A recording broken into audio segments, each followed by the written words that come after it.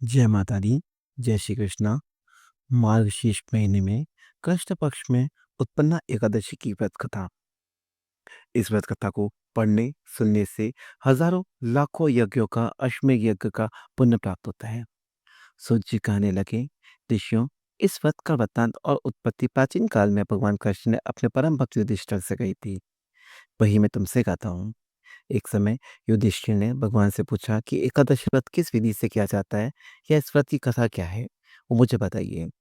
उपवास के दिन जो क्रिया की जाती है मुझसे कहिए। युधिष्ठिर की वचन सुनकर के श्री कृष्ण कहने लगे कि हे युधिष्ठिर, मैं तुम्हें इस व्रत की एकादशी व्रत की कथा सुनाता हूँ। भगवान कहने लगे, हे युधिष्ठिर, सतयुग में मूर नाम का दैत्य उत्पन्न हुआ। वह बड़ा बलवान और भयानक था। उस प्रचंड दैत्य ने इंद्र, आदित्य, वसु, वायु, अग्नि सभी देवताओं को पराजित करके भगा दिया था। तब इंद्र सहित सभी देवताओं ने भयभीत होकर भगवान शिव से सारा वृत्तांत कहा और बोले, हे कैलाशपति, मूर दैत्य से भयभीत होकर सब देवता मृत्युलोक पे फिर आ गए हैं। तब भगवान शिव ने कहा, हे देवताओं, तीनों लोकों के स्वामी, भक्तों के दुखों का नाश करने वाले भगवान विष्णु की शरण में जाओ। वही तुम्हारे दुखों को दूर करेंगे।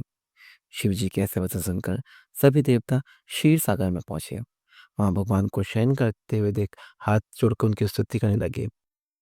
देवताओं द्वारा स्तुति करने योग्य प्रभु, आपको बारंबार नमस्कार है। देवताओं की रक्षा करने वाले मधुसूदन, आपको नमस्कार है। आप हमारी रक्षा करें। दैत्य से भयभीत होकर हम सभी आपकी शरण में आए हैं। आप इस संसार के कर्ता, माता पिता, उत्पत्ति करता, पालन करता, संहार करने वाले हैं। आप सबको शांति प्रदान करने वाले हैं। दैत्यों ने हम सबको जीतकर स्वर्ग को भ्रष्ट कर दिया है और हम सब देवता इधर उधर भाग रहे हैं। आप उन दैत्यों से हमारी रक्षा कीजिए। इंद्र के ऐसे वचन सुनकर भगवान विष्णु कहने लगे, हे इंद्र, ऐसा मायावी दैत्य कौन है जिसने सब देवताओं को जीत लिया है? उसका नाम क्या है? उसमें कितना बल है और किसके आश्रय में है? और उसका स्थान क्या है? ये सब मुझको बताओ। भगवान विष्णु ने इंद्र से कई सारे सवाल एक साथ पूछ डाले।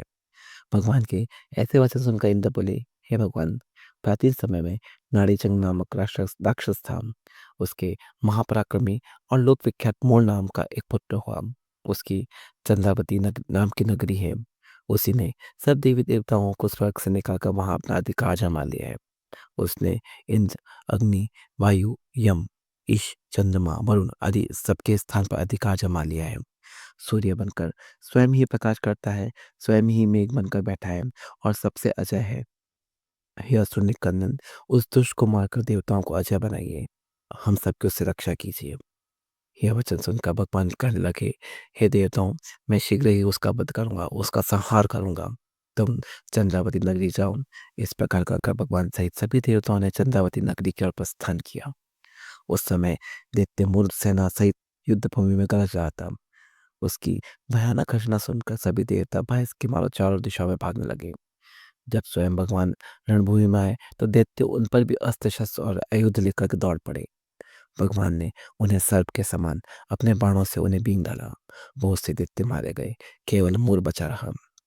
वह अविचल भाव से बिना डरे भगवान के साथ युद्ध करता रहा। भगवान जो भी तीर चलाते थे, जो भी बाण चलाते थे, वह उसके लिए पुष्प सिद्ध हो जाता। उसका शरीर छिन्न भिन्न हो गया, किंतु वह लगातार युद्ध करता रहा। दोनों के बीच मल्ल युद्ध भी हुआ। 10,000 वर्ष तक उसका युद्ध चलता रहा, किंतु मुड़ नहीं मरा। थक कर भगवान बद्री का आश्रम चले गए। वहां हेमवती नामक सुंदर गुफा थी। उसमें विश्राम करने के लिए भगवान उसके अंदर प्रवेश कर गए। यह गुफा 12 योजन लंबी थी और उसका एक ही द्वार था। भगवान विष्णु वहां योग निंदा की गोद में सो गए। मूल भी पीछे पीछे आ गया, अर्थात भगवान का पीछा करते करते मूल भी वहां पर आ गया और भगवान को सोया देखकर मारने को उद्गत हुआ। तभी भगवान के शरीर से उज्जवल कांतिमय रूप वाली देवी प्रकट हुई। देवी ने राक्षस मोर को ललकारा, युद्ध किया और तत्काल मौत के घाट उतार दिया। उस देवी ने, जो भगवान विष्णु के शरीर से प्रकट हुई थी, उसने दुष्ट राक्षस मोर का वध कर दिया। श्रीहरि जब योग निंजा की गोद से उठे तो सब बातों को जानकर उस देवी से कहा कि आपका जन्म एकादशी के दिन हुआ है, अतः आप उत्पन्ना एकादशी के नाम से पूजित होंगी। आपके भक्त भी वही होंगे जो मेरे भक्त थे। इस एकादशी का व्रत किस प्रकार करना चाहिए, इस विषय में भगवान ने कहा कि दशमी के दिन सिर्फ दिन के वक्त सात्विक आहार लेना चाहिए। संध्या काल के अंदर पवित्र होकर के रात्रि के समय भोजन नहीं करना चाहिए और भगवान के स्वरूप का स्मरण करते हुए सोना चाहिए। सुबह स्नान करके संकल्प करना चाहिए और निर्जला व्रत रखना चाहिए। दिन में भगवान विष्णु की पूजा करनी चाहिए। पूजा में धूप, दीप एवं नाना प्रकार की सामग्रियों से विष्णु का पूजन करना चाहिए। कलुषित विचार को त्याग कर सात्विक भाव धारण करना चाहिए। रात्रि के समय श्रीहरि के नाम से दीपदान करना चाहिए और आरती एवं भजन गाते हुए जागरण करना चाहिए। भगवान कहते हैं, जो व्यक्ति इस प्रकार उत्पन्ना एकादशी का व्रत करता है, उसे हजारों यज्ञों के बराबर पुण्य प्राप्त होता है। जो भिन्न-भिन्न धर्म, भिन्न-भिन्न कर्म से पुण्य प्राप्त होता है, उन सबसे कई गुना अधिक पुण्य इस एकादशी के व्रत करने से प्राप्त होता है। जो निष्ठापूर्वक इस व्रत को करता है, उसे संसार के सभी सुखों की प्राप्ति होती है। बोलिए विष्णु भगवान की जय, बोलिए कृष्ण भगवान की जय। आपको हमारा आज का वीडियो कैसा लगा? प्लीज़ हमारे को कमेंट करके ज़रूर बताएँ। अगर आपको वीडियो पसंद आया तो इसे लाइक करें, शेयर करें और कमेंट में जय श्री विष्णु, जय श्री कृष्ण लिखना ना भूलें। जय श्री कृष्ण।